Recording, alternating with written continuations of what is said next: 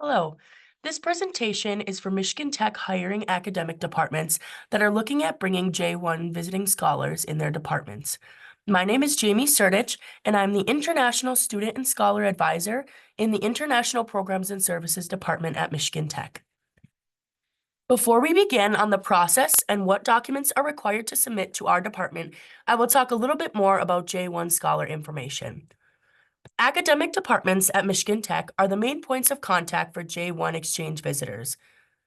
They are the departments that hire these visitors for many different reasons, some of which may be to do research or be a professor in their departments as well. The reason for the J-1 exchange visitor program is that it promotes the mutual exchange of ideas between Americans and foreign nationals. Because of this, the goal is that these J-1 scholars will come to our university and learn and exchange ideas with the intent to return back to their home country and share what they've learned. With that being said, these J-1 programs are fixed-term programs. Research scholar is one of the classifications of a J-1 exchange visitor, and their term duration is a maximum of 5 years, for example. J-1 scholars receive an immigration document, which is known as a DS 2019. These are the documents that are issued by our department that the scholar will then use for their visa appointment in order to achieve and obtain a J-1 visa. We do have a website for host departments on the International Programs and Services webpage that talks about a lot of this information that I will cover in this presentation. This is a great resource for you to refer to, and it will also provide additional links in which you can get more information for processes from another department.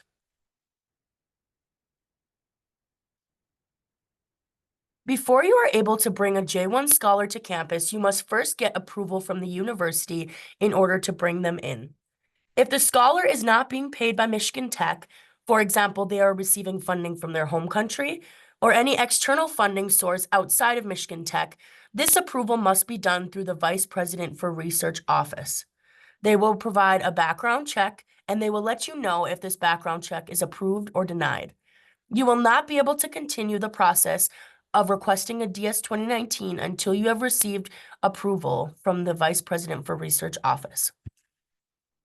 If the scholar will be receiving financial funding from Michigan Tech, they will then be classified as a Michigan Tech employee. Therefore, the background check will be done through Human Resources, so you'll want to be sure that you contact them and they can begin that process. Again, that is a similar situation where you cannot continue the process of requesting the DS 2019 unless the scholar has been approved to attend Michigan Tech. There are a lot of documents that our department requires in order to process the DS 2019. We have a J-1 Exchange Visitor Scholar request form on a Google form that you will submit all of these documents to. As I just mentioned, if the scholar is not being funded by Michigan Tech, they will need to go through the foreign visitor approval process through the Vice President for Research office, who will then issue you an approval letter once their background check has been completed and approved. This will then be uploaded into our Google form. If they are an employee, you will need to contact HR to get them added as an employee.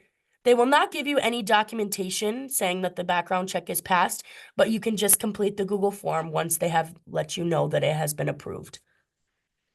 There is a completed J-1 Exchange Visitor Department Head Approval and Eligibility form that your department will need to submit, and I will show you what that looks like. This is what this looks like. You will upload this into our Google form. Down at the bottom, it will talk about the visiting scholar department signatures. So right here, the last name and first name will be the last and first name of the scholar. The name of the Michigan Tech faculty that is requesting the J-1 exchange visitor will be the scholar's supervisor. You will include that supervisor's name, their department, and their phone number. Then the department head will need to sign this form. This can be a coordinator or anyone who may be in charge of bringing on and approving a new employee in the department. This is some information for your department to read about visitor eligibility to participate in this exchange visitor program. It talks about the English language proficiency, as well as the bars that everyone is subject to that applies and acquires J-1 status. At the bottom of the form, the person that is requesting the DS 2019 and submitting our Google form will need to sign and date this form. It will then be complete and you can attach it into the Google form. Once you have received that approval from all of the other departments as well as your own, you can then start updating the information for the scholar, such as a clear copy of their passport. If the scholar has dependents, you will also need to attach the passports of each of the dependents as well, because we need to add them on the record. We will need a copy of the invitation letter from Michigan Tech Hiring Department on your department's letterhead. This is the invitation letter and the job offer letter that you will be sending the scholar. Some things that this letter should include are the amount of financial support that your department will be giving the scholar, if any. It will need to include program start and end dates, so that way we know what the dates are for the DS 2019.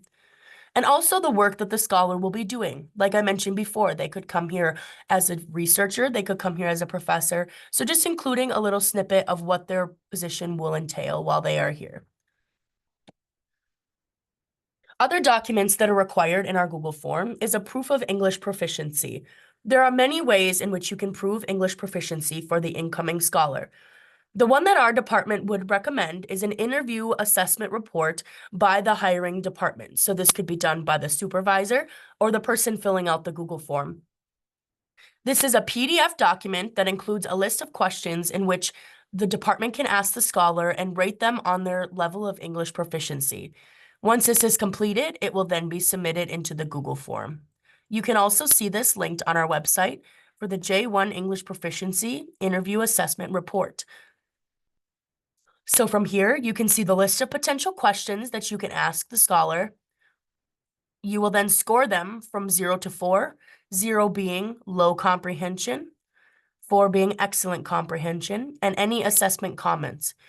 You will also need to have 2 people sit in on this interview, so you'll want to make sure you list their overall assessment as well as their name and signature. We have also attached a TOEFL grading rubric as well, so you can also follow this rubric if you are having trouble giving them a certain number for their assessment. If your department chooses not to do this interview assessment, there are also other ways in which you can prove English proficiency.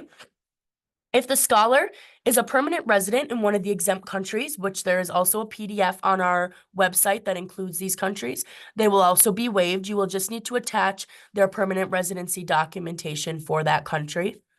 If they have earned a degree from an English medium institution, you can also attach any information that you have pertaining to that.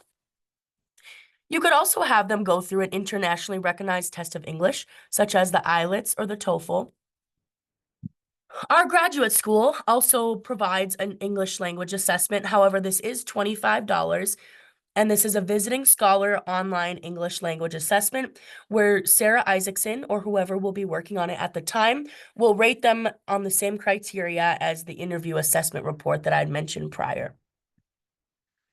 Again, if the scholar or student has dependents, you will want to make sure that you upload their passports and information into the Google form. If they have dependents, you will also need to complete the dependent request form. And finally, if the scholar is not being financially supported by Michigan Tech, you'll want to include their own financial support, whether that's bank statements or documentation from their other source of funding. Once you have requested the DS 2019, we say to allow for 2 weeks for processing time. This tends to be shorter, but depending on vacations and other delays in the processing, it may take longer. Once you have done so, there are other steps in which you can take prior to the J-1 scholar's arrival. The scholar will also need to take mandatory steps before they arrive as well, and you can advise them of these steps once you are in contact with them and send them the DS 2019. First, they will need to email IPS once they have an approved visa to set up their check-in time and mandatory information on their date of arrival, or whatever date is most convenient for them, but the sooner the better. They will need to be sure that they have proof of insurance for themselves as the scholar and any dependents that they have as well. And once they have this proof, they will need to email our department so that we can upload this proof into their record. For any questions that they have pertaining to student insurance, they can reach out to the Student Insurance Department at Michigan Tech, as our department does not have any advice or advising when it comes to student insurance. Scholars that are being paid by Michigan Tech must also check in with the Human Resources Payroll Office to complete any necessary paperwork to make sure that they are on payroll and that everything is sorted out. If the scholar will not arrive in time for the start of their program, you'll need to send our department an updated invitation letter on letterhead with the new program dates for the scholar, so that way we can issue the scholar a new DS 2019. Additionally, if the scholar is arriving as planned, the department can arrange any building, lab, or communication network access that is needed or required by the department. Scholars are supposed to arrive within 15 days after their program start date. If there is a case where the scholar is unable to arrive within 15 days, a new letter again must be sent to our department to amend the program start date. The scholar should always notify their host hiring department of their plans for arrival and when their start date can be.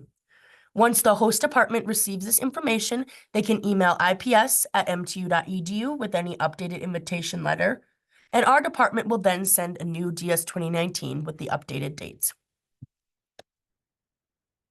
If a scholar is unable to attend Michigan Tech, please notify our department as soon as you can so that we can cancel their governmental record. We have had scholars that have been unable to attend Michigan Tech in the past, and it is very common, especially in the fact of visa denials, as it takes a very long time for J-1 visas to be approved, and we have seen a few J-1 scholars get denied as well, or if they just have a change of plans with their employment. Thank you for watching this video. If you have any questions, you can reach out to our department. Otherwise, as I had mentioned, you can always visit our website where we had the website with all the information, and you can always refer to that and let us know if you have any questions. So thank you for watching.